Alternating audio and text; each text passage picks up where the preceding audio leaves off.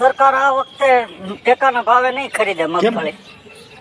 કેમ શું સેટેલાઇટમાં સરકારે જોયું તો એને દેખાણું કે ગુજરાતમાં કોઈ વાવ્યું જ નથી. હા તો અત્યારે તો ભાઈ આ તો સ્માર્ટ સરકાર અને સ્માર્ટ યુગ છે, બરોબર. તો સરકારે સેટેલાઇટથી આમ આખા ગુજરાતનું ઝૂમ ઇન કરીને જોયું હોય કોને કોને ક્યાં કોના ખેતરમાં શું વાવ્યું છે, તો એને એવું દેખાયું હોય કે ભાઈ મગફળી કોઈએ વાવી જ નથી, તો એ તો સ્વાભાવિક છે ને ન આપે.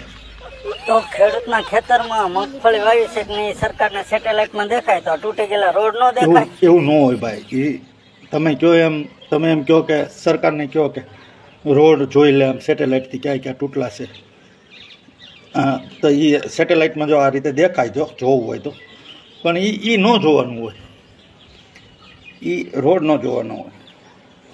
તોય તમે કહો છો તો હું સરકારને એવું નિવેદન કરી શકું કે ભાઈ અમારી ગુજરાતની સરકારશ્રીને નિવેદન છે કે તમે સેટેલાઇટથી જોઈ લો ક્યાં ક્યાં હાઈવે અને રોડ તૂટી ગયેલા છે, અને એને જેમ બને તેમ વહેલી તકે લાલ પીળી જેવી આંખ કરવી એવી કરી અને સારા કરાવો.